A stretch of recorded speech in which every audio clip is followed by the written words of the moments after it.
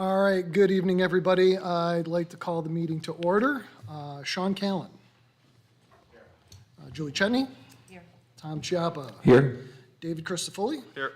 Jim McKenzie's here. Kristen Norfleet. Here. And Sean Unmock. Here. Hey, we stand for the pledge, please. I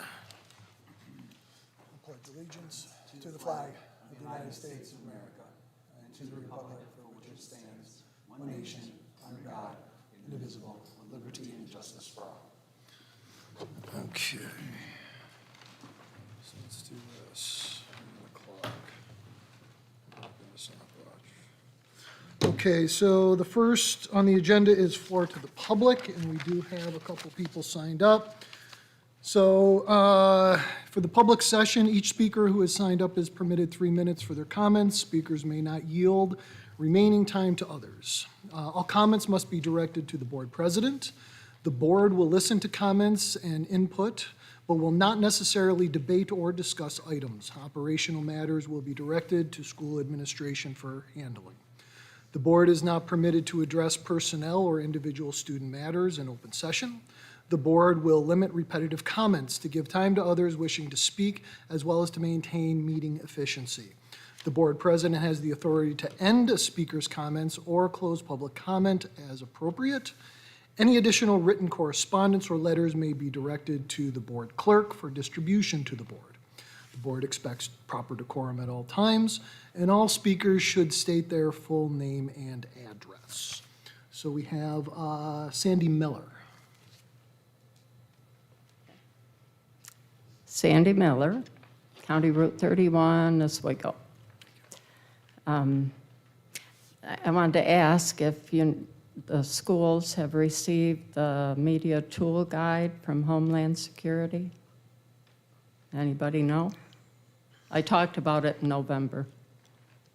And that you're supposed to be, Governor Hochul said it should be given out to all the schools early this year. So I'll come back next month and see if anybody knows. Okay, so explains why I'm interested. Governor Hochul wants the schools to teach children to spot conspiracy theories, misinformation, disinformation, and malinformation.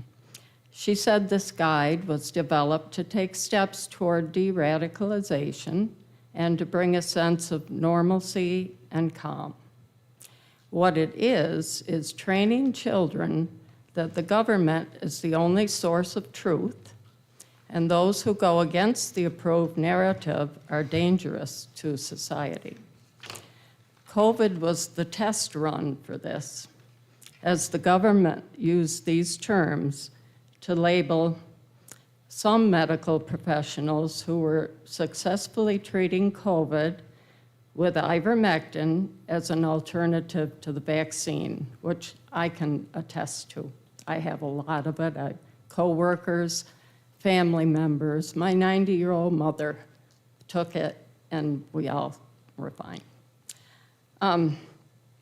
Anyway, the medical professionals' speech was shut down. They continue to be maligned because they went against the narrative. The progressive left trampled on the rights of citizens. Thus, millions distrust everything they say and do. I, for one, believe Hochul's priority is to gradually dismantle the Constitution and use the children to do it. Listen to this quote penned in 1957 by a former member of the Communist Party. In undermining a nation such as the U.S., the infiltration of the educational process is of prime importance. This is governmental overreach. The governor has no authority to implement this guide in the schools. Parents, children, and the public need you to stand between us and the governor and the government and say no to this guide, not on our watch. Thank you. Great. Thank you very much. I will say, if you're interested in when we receive a particular thing, you're more than welcome to come by meetings and talk. But you can also contact our district clerk, Mrs. Schrader, or call the superintendent's office and ask if something's in. I'm sure somebody would be able to tell you once it's in. But again, if you would like to come out and ask, obviously it's open to the public, you're more than welcome. Okay, but so yeah, it may save you a trip if just by a phone call. Okay, thank you very much. Wonderful. All right, Chulan Brown. Hello, everyone. I have the same concern as Mrs. Miller, and I'd like to know our school district, how they apply this policy. And I want to also want to know what's the definition of the conspiracy, and what's the definition of the misinformation, and who's the one to decide that? Schools are the place for our children to come to learn knowledge and pursue the truth. If it's the truth, people can question or debate. In pandemic, CDC asked people to get COVID shots. The main social media canceled all different opinions from other doctors. They call it a conspiracy theory. Some people even lost their jobs because they refused to get their shots. Later, many side effects or sudden deaths showed up. Many people regret they got a shot. Healthy society should encourage people to do their own research to decide what is best for themselves. I grew up from a communist country, China. Only one voice I heard in my upbringing was to worship Mao and his party CCP. We were not allowed to ask or doubt anything they told us. Freedom was never in our mind or our vocabulary.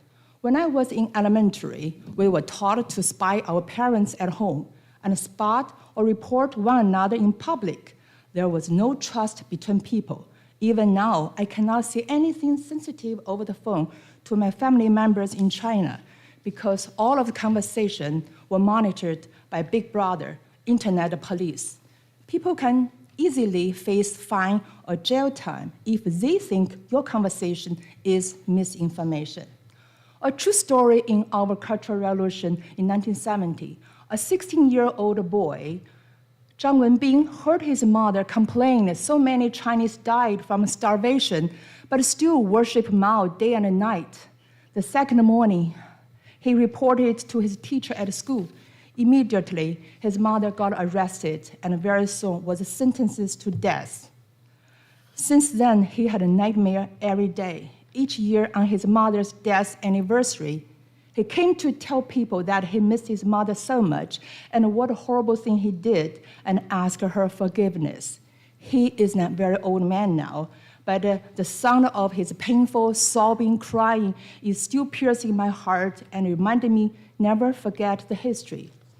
I have experienced the Cultural Revolution in China. What a tragedy. It destroyed so many beautiful things.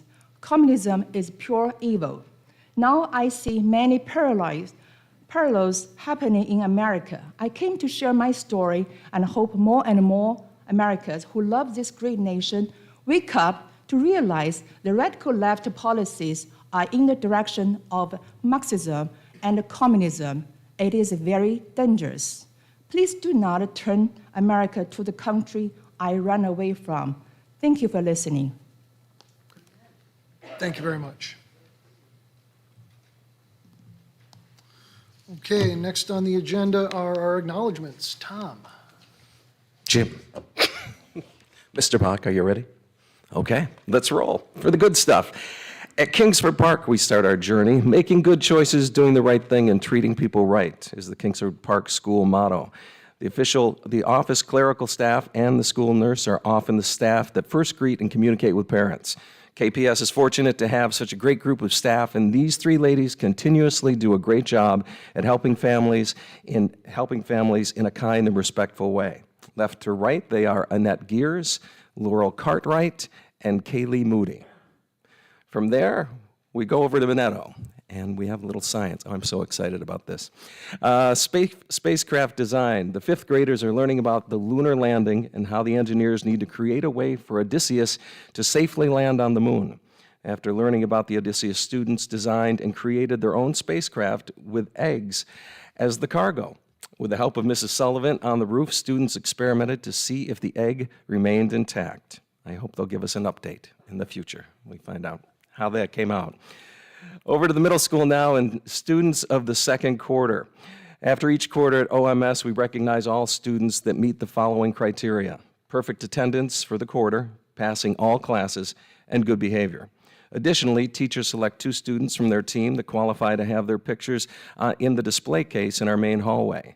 And the students for this quarter are Sophia Sorrell, Julissa Holly, Jonathan Stahl, Kiana Yawn, Brianna Briglin, Samuel Arthur, Michael Tsunis, Don Will Boyd, Lily Van Gorder, Brody Gozier, Kelsey Wilmot Perrin, and Angel Lopez. Good job, guys. We're going to stay at the middle school, as right now, district-wide, we're having the Battle of the Books. Students at the Oswego Middle School recently competed in the Battle of the Books, and the winning team was the Green Team. Members of the Green Team are Len Lin, Nora Newell, Hunter Pluff, and Kyle Werner. This first-place team will represent Oswego Middle School at the regional level.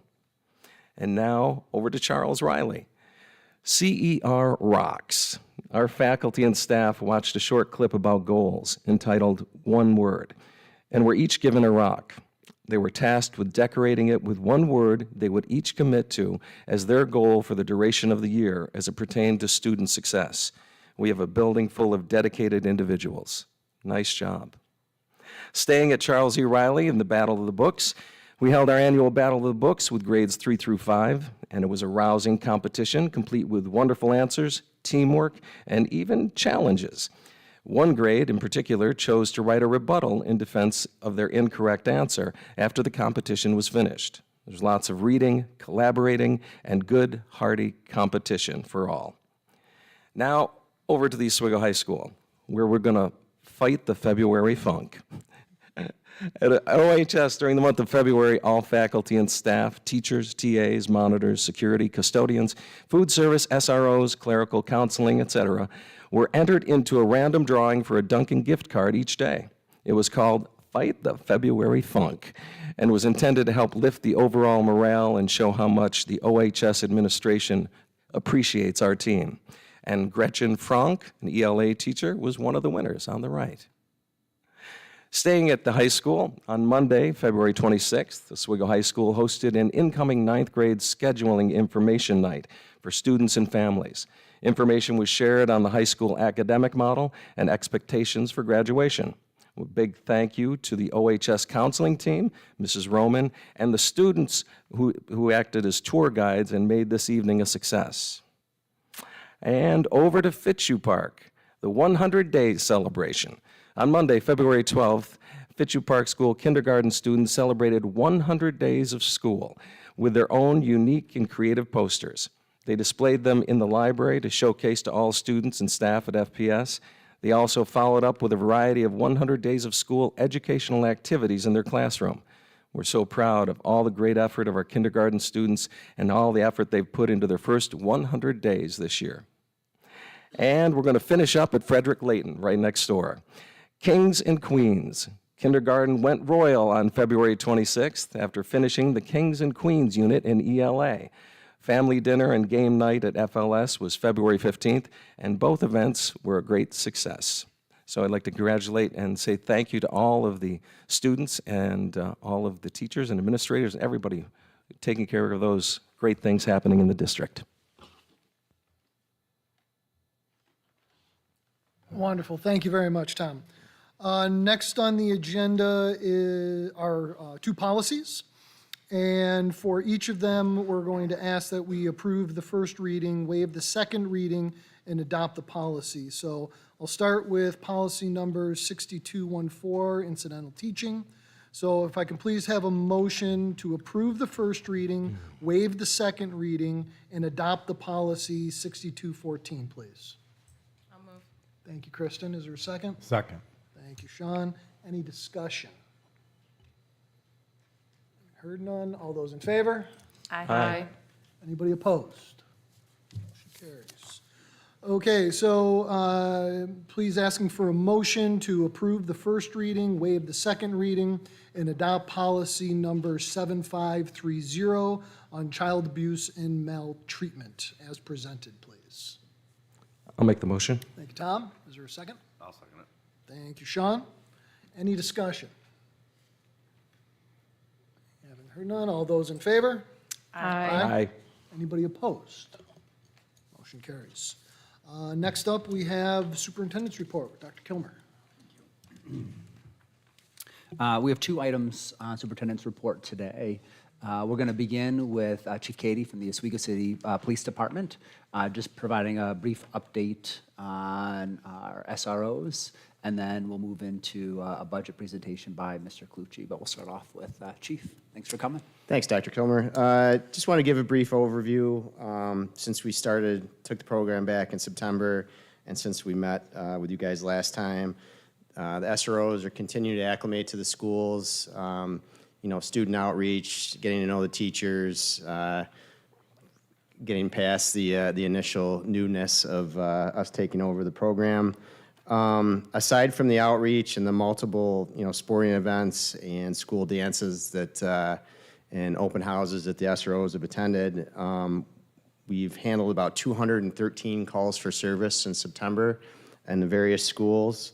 About 40% of them are at the high school, 90 different calls. I think you'll be getting these numbers sent to you via email if you haven't already gotten them. About 14% or 34 calls have been handled at the middle school, and then the elementary schools continue to be a large portion of what we're doing, calls we're handling. About 46% of the calls that we've handled, 84 of them have been at the elementary schools. It's all broken down in the stuff that was sent out, and I can answer any questions that you guys may have. I have one. Phil. Or can I go? What will we be doing, or what's the communication look like between you, your SROs, and Dr. Kilmer as far as continuous improvement? And as you have collected some data, like what do we do with that, and what are the things that we talk about as far as improving on those the data that we collect? So I think Dr. Kilmer and I have regular communication about issues that go on in the school. I know he has regular communication with the SROs almost on a daily basis. We're not seeing any particular trends that are, out of the ordinary. Mostly, disturbances, skirmishes inside the hallways, property that may be damaged, things of that nature, but nothing that's out of the ordinary. So I think we'll work towards that. We'll take a look at overall view at the end of the school year and make some decisions from there as a group. Yeah, one thing that, and Mr. Clucci will bring this up during the budget meeting as well, so we'll be presenting the administrative and capital part of the budget, just kind of an update from what we budgeted for in the 23-24 school year and thinking forward to 24-25. As you remember, the original budget budgeted for 3 SROs, but we added a 4th. So our budget for 24-25 will show that 4th, but as Pete and I have talked, and I've spoken with Chief Katie about this as well, something I'm going to be talking with all of you about, and we'll start that conversation today, but we'll need to have that conversation in future meetings, is the possibility of expanding our SRO program. The possibility of adding a 5th and possibly a 6th SRO to the district. The partnership between the district and the Oswego City Police Department, I think, is invaluable. Having a partner that I can call on Phil or Assistant Chief Damien Waters at any time. I have their cell phones, they have mine. That can't be understated as to how important that is in any school district. And so, having that close connection with them, and more importantly, just having a really great relationship with all of our SROs. As Chief said, I think I talk to Officer Miller probably on a daily basis. Even sometimes I'll catch him on the weekends.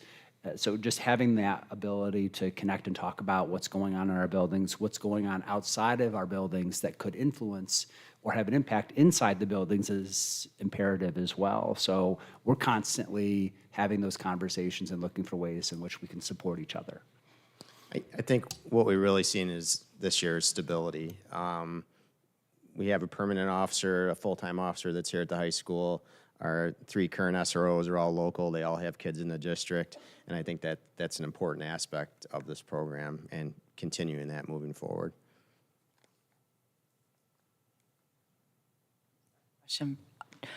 Do you think that, and this might be for you, Phil, or for you, Dr. Kilmer, are we like the number of SROs that we have in our schools, are we like below compared to other schools our size and communities? I'm just wondering, like, I know I'm ecstatic about what we have.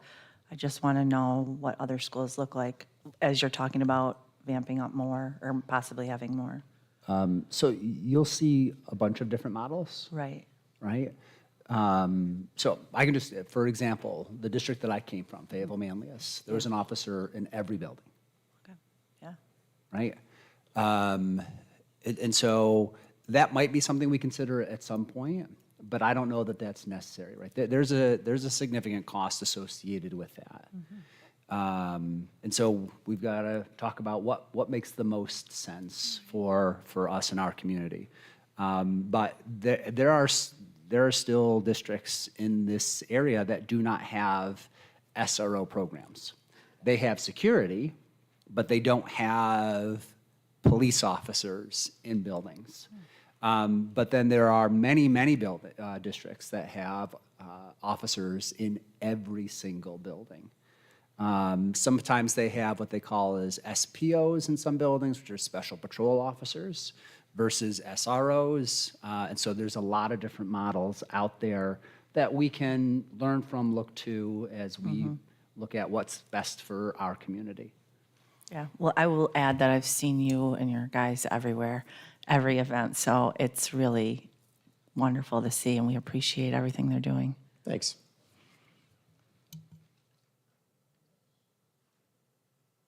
Okay, thank you.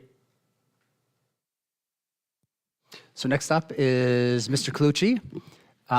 So again, this is focused just on administrative and capital, okay? An important part as we begin to build the budget is to make sure you have an idea of what are the pieces that fall within each of these components. As we presented last time, capital and administrative is actually a relatively small part, about a quarter of our overall budget. You've got about 15% at capital, correct me if I'm wrong, Mr. Colucci, and about 10% is administrative. And you really want to see about that 70 to 75% in instruction, right? And that's been a good model that we've had. So again, Mr. Colucci went through this and updated numbers so that you could see what 24, 25 looks like projected without any other significant changes. So outside of, and again, he'll highlight this for you, outside of SRO and capital outlay, everything else stays constant. So you just see the changes due to contractual obligations, and then what you might see as a result of increases in healthcare obligations. So again, this is just to help you all with a baseline and understanding of what we expect capital and administrative to look like, but know that there's going to be more conversations after today. Our next meeting, we're going to talk about what instructional looks like, and then we'll have a little bit more conversation from there. Thank you. As we look at these pieces, these are the administrative and capital budgets, or the components of the budget, are probably the furthest away from what impacts instruction and our students' futures. So taking that into account, it's basically running the district and then making sure that our physical plant is in a position to be, warm, safe, and dry for our kids so they have a better learning environment, okay? So as we pump through this, Okay, the first thing we want to do in terms of some highlights in the budget is make sure it's physically sound. Make sure it's flexible in order to provide flexibility throughout the year between different budget codes depending on changes in need. Foolproof so that we're ready for any kind of emergency or any kind of a new trend that pops up that we have to address for our district or kids, and that it has enough cash in it so that we move forward. We're going to focus specifically on the expenses tied to the administrative and capital budget, one, and then the things that we have already committed to that as we move forward, that we know that we're assured that we're going to spend money on in 2024, 2025. As we move forward, the administrative budget encompasses a bunch of pieces. If you look at this list right there, that is a budget line. Every word is a budget line in our budget. That includes staff, supplies, different contracts, and equipment. And it can get complex, but really it's very simple. It's what we need to do to code things appropriately for compliance and to make sure that our district is operating in an organized way and not out of a shoebox. If you look at the administrative budget, here's a summary, and if this particular slide will show a couple of different pieces of the budget compared from the 2022-23, the 23-24, which is our current budget, and what we're proposing for 24-25. And you can see as far as our salary lines are concerned, in the administrative budget, they've remained fairly stable. Our equipment has remained fairly stable, except for things that we have designated specifically for running our annual board meeting and election to make sure it's done more appropriately. Our contractual expenses, for the most part, are running according to Hoyle with the rate of inflation. If you look at our BOCES expenses, our BOCES contracts, are contracts that we share with the rest of the school districts in our region, in our county, so that we all get a good bang for our buck, and because it's shared, we can maximize some aid and state support that we get for using them. So inevitably, at the end of the year, it costs us less. Not only less because we're sharing it, but less because of that incentive, we get some money back. And then our overall supplies, you can see from year to year, are really fairly flat. So there really isn't a lot of fluff or fizz in this. If you would go to each budget line that we had laid out there, you can see that the Board of Education has a slight increase. That slight increase has to do with some travel and some professional development. Okay, everything else is pretty much in line without any major increases, except we did reduce a position in the business office and are showing some savings there. If you go into the dollar change, the rationale right there will lay out exactly why the things have changed. And one of the things on the district meeting, we talked a little bit about some additional equipment. You can see district meeting and an increase of $5,000. Why is that? We're going to have tablets for people to sign in, which is a new phase-in of technology and assist us in making sure that our budget vote and our propositions are voted for appropriately, accounted for appropriately, and can be easily not only monitored, but maintained and tallied without any kind of dispute. Okay? Again, we have a decrease in some staffing in business administration. That's the business office. If you go to the treasurer, things are very flat. Tax collector, purchasing, fiscal agent fees with regards to our fiscal advisors, our advisors, legal, and our personnel office. Very minor changes and all based on staff shifts that have already happened this year and contractual increases that we expect as time moves forward. You can see that the dollar changes in all those lines are fairly minimal, and the rationale is nothing other than increases in staffing that have already happened or contractual increases based on estimates. Public information system, we have already this year purchased our public information a service from the BOCES. They provide our public relations and and our campaigns to promote different things within the district, both online and in print. And that was upgraded early this year to a higher level, and we're looking at the higher level costs this year. We budgeted $81,000 in 23-24, okay? This year, we plan to budget and keep with the service at the level we have, and that's $104,450, okay? Security, again, a little pop in security. Dr. Kilmer brought this up. As far as our security increases are concerned, what was budgeted and what we're actually spending with regards to our contract with the city, and if I can say, the partnership with the district has been wonderful administratively. It's also been terrific for our kids. What our partnership with the city and the officers that serve us and essentially our kids has brought to our kids in terms of understanding how they work, how they should operate, and who they can go to if they have any trouble is just outstanding. We're looking at the potential of increasing another officer from 4 to 5, along with the contractual requirements that are tied to that. That being the case, if we were to increase our cost estimates with regards to increasing an officer is about $75,000 a year, plus some additional outfitting for equipment and uniforms, okay? Not substantially out of range. So that's one big number there. We had a retirement in central storeroom and made a replacement with a committed staff for a lesser number, so we get some savings there. We got an increase in postage we got to look at, and our central data processing, for the most part, that has to do with software subscriptions, additional software subscriptions that are planned based on what we're doing this year, okay? As well as some modifications and changes in buying some additional Chromebooks. Again, if you look at the numbers and the rationale, there is nothing substantial in there that shows anything major in terms of anything that is, anything that would look uncommon. The security increase is something that we have expected and we should all expect.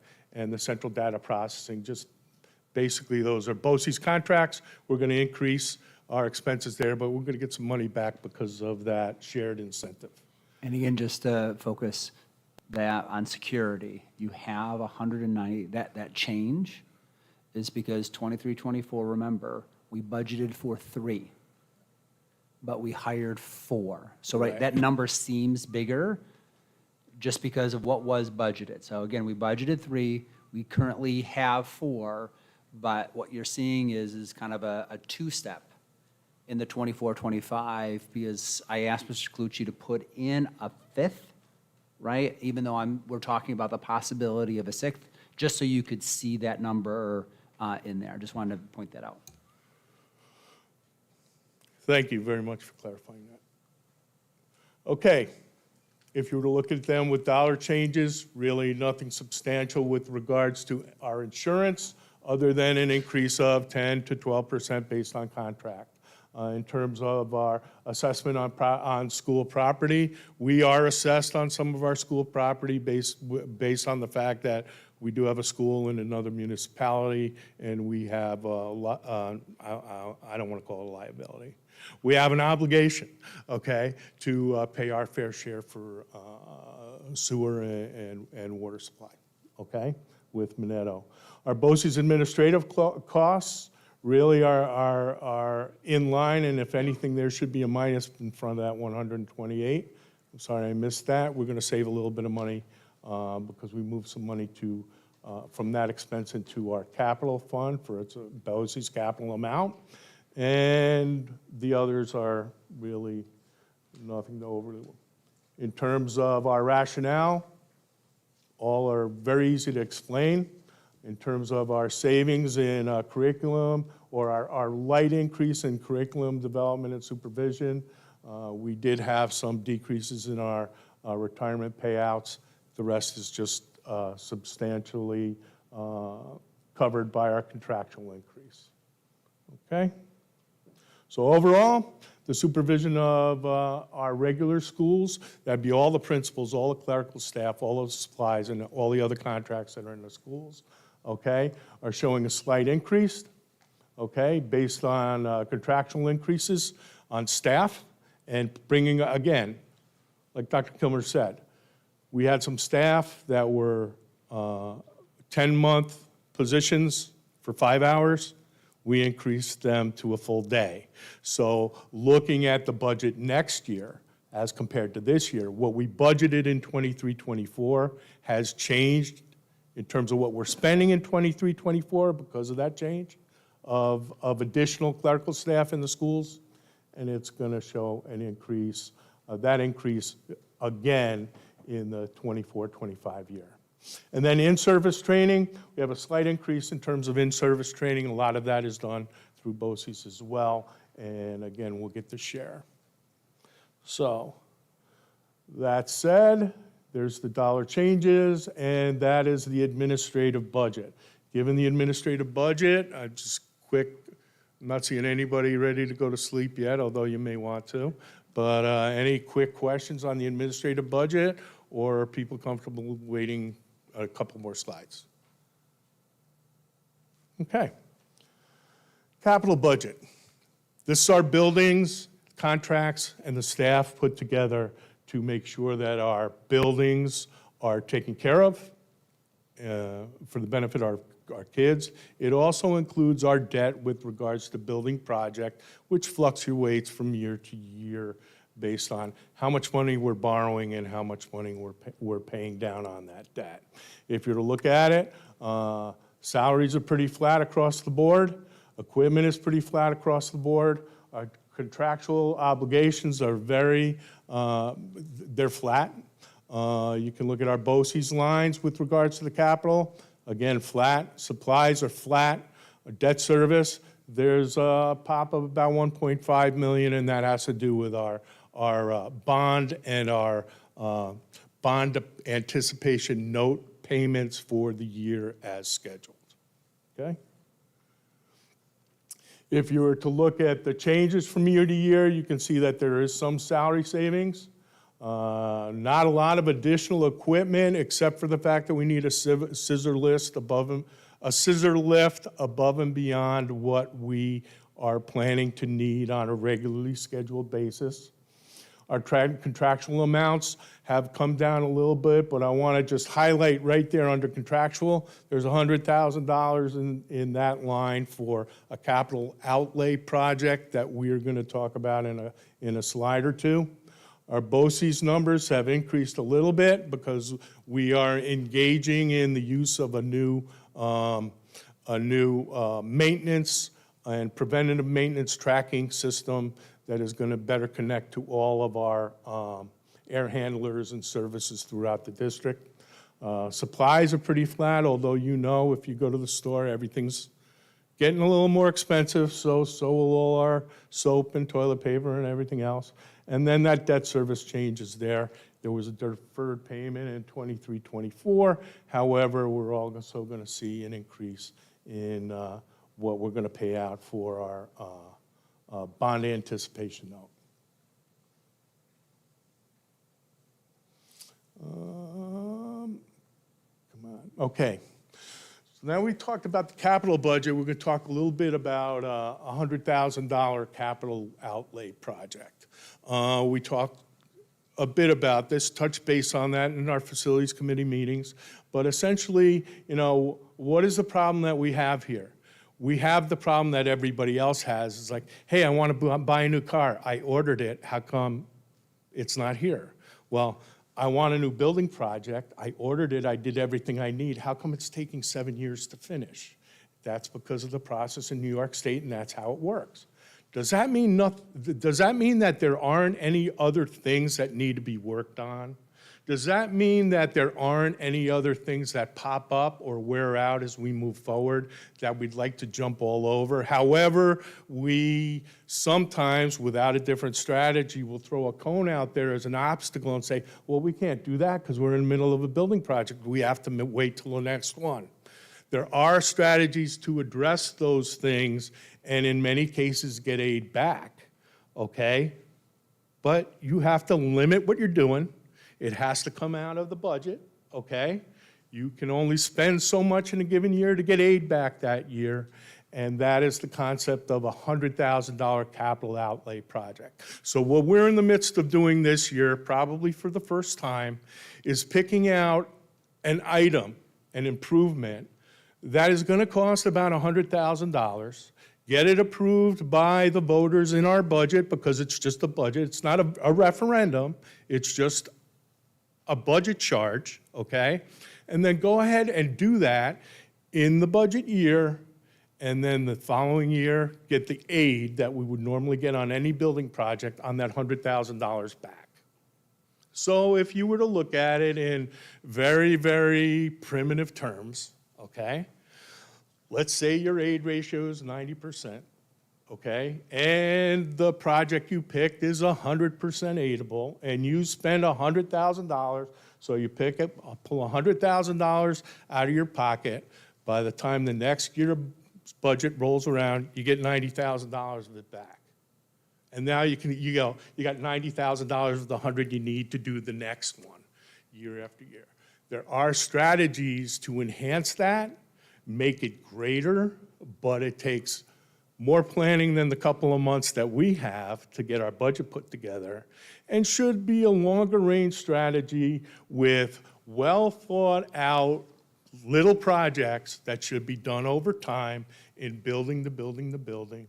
And of course, the massive reason for it is to make sure that we get as much aid back as possible.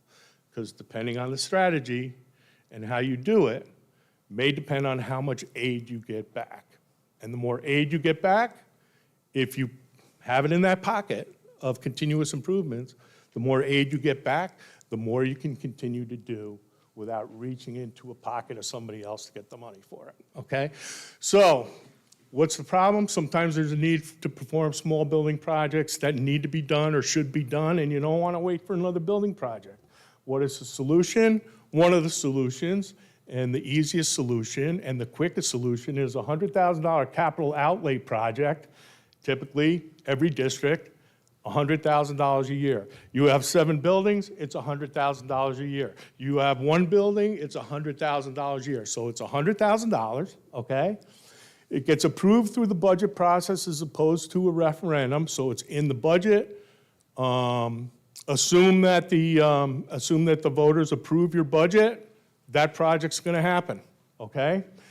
And then the building aid is awarded on the $100,000 spent at your regular ratio within that budget year, so that you have it to go the next year if you plan and continue the process, okay? What are the requirements? You have $100,000, and basically it's aidable at the district's ratio. The voters approve it through the budget process, and all state education department, SECRA, and approval processes apply. So this isn't like, hey, we spent $100,000, here's the receipt, we'd like $90,000 back. No, you need the engineer's stamp, the architect's stamp, and everything else to make sure that this stuff happens. But that's how that works. Can you do more than $100,000? Yes, but it takes greater planning and more time to do it. And it would mean that you're asking for the money from the taxpayers in your budget, okay, when you present your budget. And you need time to do that and make sure that they understand how valuable that really is, all right? So just real quick, and thanks, Pete, for that. So facilities is a high priority here in the district. We have a lot of improvements that need to happen. And one avenue is the typical capital project. So we're getting ready to approve phase 4 of the previous referendum, and that'll be coming up very shortly. We will likely be bringing another referendum to the board for consideration for possible consideration to the community relatively soon.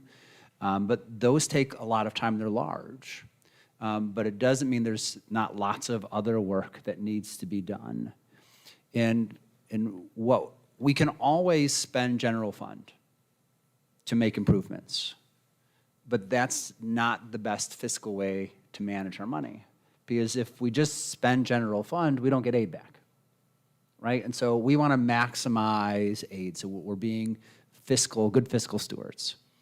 And so capital outlay is an easy way for us to do that. It has to be approved. Architects, we have to submit plans. State ed has to approve, we have to do seeker approval, and it's part of the budget. And so if the voters approve the budget, they approve that line item. We are going to talk to you more about this, but for future years, we can go above that $100,000. The $100,000 is 100% aidable in the next year. If we go over $100,000, it's aidable over, or potentially aidable over a longer period of time. So it's similar to if we had bonded it out, it might be aidable over a 15-year or 20-year period, right? So it's not one of those things that we could just say, well, let's just add $1 million and do it that way. That doesn't necessarily make sense, when we're talking about budget management. And so we really need to understand what does this do to our budget? How does it help us in short-term and long-term? So when we start talking about some more short-term and long-term fiscal planning, this will be part of that conversation to make sure everyone has a better understanding of what that looks like so that we can best leverage our budget to address the needs of the district, but we don't also want to put our instructional programming or any other issues in jeopardy as a result of that. So just know there's going to be lots more conversation in the future. So thanks, Pete. Thanks. Okay, so just to finish this up, in terms of the 24-25 budget, we have $100,000 included in it in the capital portion, just for a $100,000 project. Should we continue to move forward in it, I believe that we probably are going to. That should be expected. Okay? In future years, what do we want to do, or what's one of the things that's open to us to do?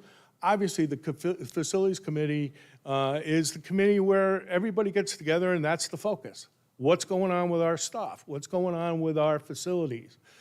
That committee can look at and prioritize multiple projects, okay? And we can put together a funding strategy and a schedule on how that's going to move forward, okay?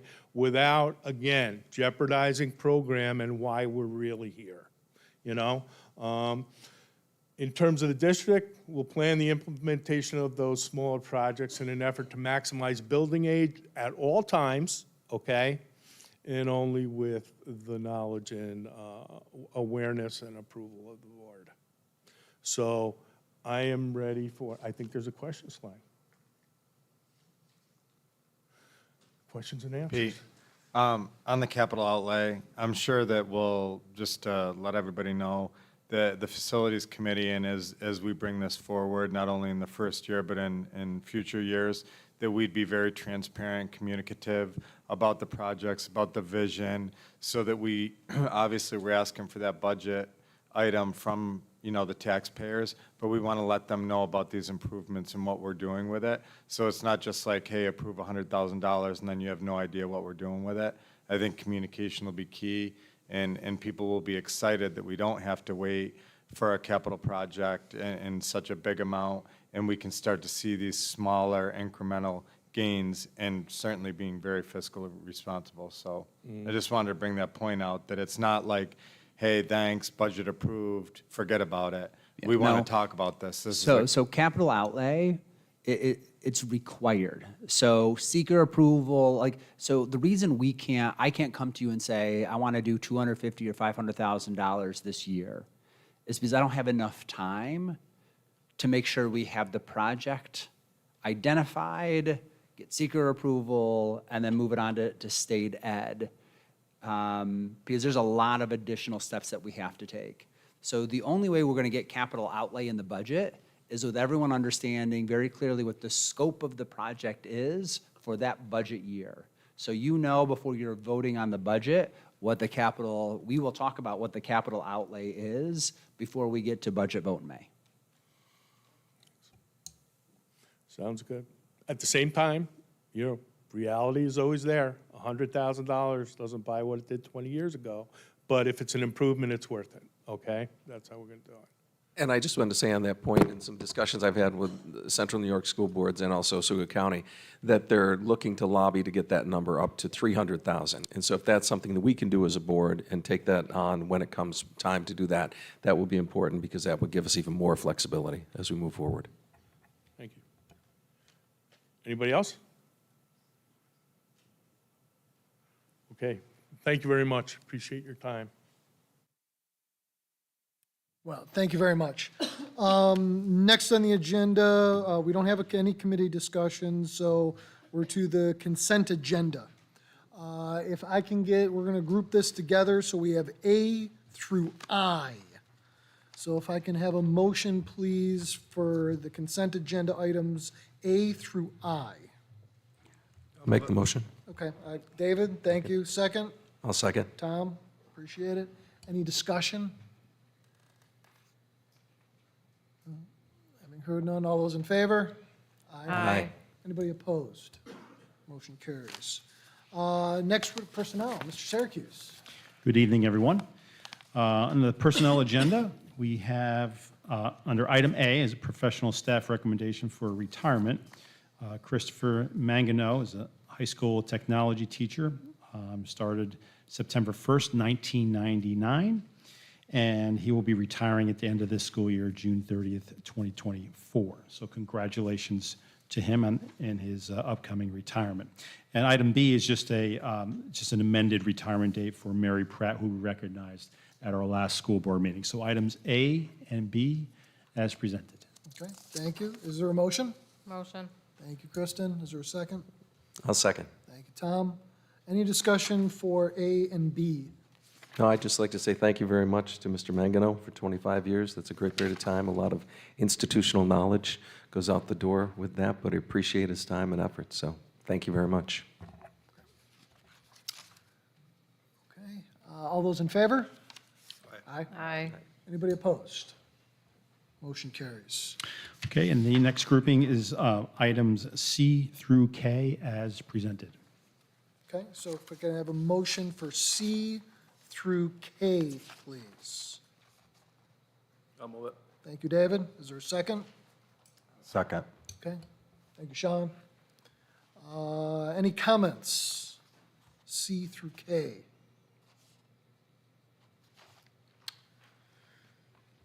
Heard none. All those in favor? Aye. Anybody opposed? Motion carries. Next, finance. Back to Mr. Colucci. Thank you. The administration presents under finance number 12, items A through C for board approval. Right. Thank you. Can I have a motion, please, for A through C as presented? I'll make the motion. Thank you, Tom. Is there a second? Second. Thank you, Kristen. Any discussion? Okay, having heard none, all those in favor? Aye. Is there anybody opposed? Motion carries. We are to student representative. Michael. Thank you. So just a few quick things. The first is that everyone at OHS wants you guys to know that the thing on February 26th, the counselors welcomed the rising freshmen. They wanted you to all know that that went very well. The rising freshmen thought it was very insightful, and the counselors enjoyed doing it. Second, this is Music in Our Schools Month, so we already had a concert on February 29th. That was a chorus concert, and the band program's Festival of the Winds concert is on March 9th, and on March 14th, the Wind Ensemble has their concert. On March 15th, there's a countdown to graduation celebration for the seniors. That's a Friday, so that's just a fun thing for them to do as graduation comes nearer. And we also have a spring pep rally scheduled for April 5th. The spring pep rally is a newer addition to our schedule. We didn't used to have them, but now we do, and the student council sponsors and works to make those happen. And fifth, the principal's cabinet wants you guys to know that they are planning a school-wide event for a tentative date on April 19th. They're partnering with Oswego County Prevention Coalition, who's going to sponsor a guest speaker for the event. So everyone's very excited about that. Thank you. Thank you very much, Michael. And I'd just like to point out, there may or may not be a guest performer on October or on March 13th at the orchestra concert. Just a teaser. Just saying. Stay tuned. Okay, next up is items from the board. Do any board members have anything this evening? I just wanted to say, if you see those little flyers that were passed around regarding the Get on the Bus from CNY School Boards Association, there's 2 events. First one's coming up in Ithaca, and that is now open to the public. The second one is on the 26th in Liverpool, if anybody is interested, but I wanted to put that out there. And also to remind for the event for March 25th for Oswego County School Boards Association, which is going to be presented by Derek Dorsey, who's the Executive Director of Central New York School Board Association. It's the ABCs of DEI, and everyone is invited to that. You should have an email that was sent to you from Donna Blake, and if you can respond to that, it's out at BOCES and City BOCES, and dinner will be provided. So just wanted to put that out there. Great, appreciate it, Tom. Anybody? Jim, I just wanted to mention, I know Julie said it earlier, but especially with one of our board goals being the safety for our students and staff and things like this, I just want to emphasize hearing from Dr. Kilmer about the relationship that we have with the Oswego Police Department, that, you know, we're focused on that as a board, and to see that that's progressing and how well connected that is, and that we're considering even adding to that, that's important, and one of the things that was absolutely a priority for this board coming into the school year. So again, thanks for everything that you guys are doing. And like Julie said, whether it be an athletic event or how kids feel about coming into our buildings, such a huge impact this year with, you know, with everything that we have going with the Oswego Police Department. So it's huge. It feels good being a parent and a board member and a community member. So thank you very much. Thank you very much, Sean. Anybody else? No? Okay. So there is need for an executive session for matters that will impact public safety if disclosed, for reasons of collective negotiations pursuant Article 14 of the Civil Service Law, and for the reason of the medical, financial, credit, or employment history of a particular person or corporation, or matters leading to the appointment, employment, promotion, demotion, principal, suspension, dismissal, or removal of a particular person or corporation. Thank you. See, Tom, I can do it a little bit too. You rock, too. All right, there will not be a need for a vote afterwards. All right, so a motion for executive, please. I'll make the motion. Thank you, Tom. Is there a second? Second. Thank you, Kristen. All those in favor? Aye. Anybody opposed? Okay, thank you very much, everybody. Have a great evening.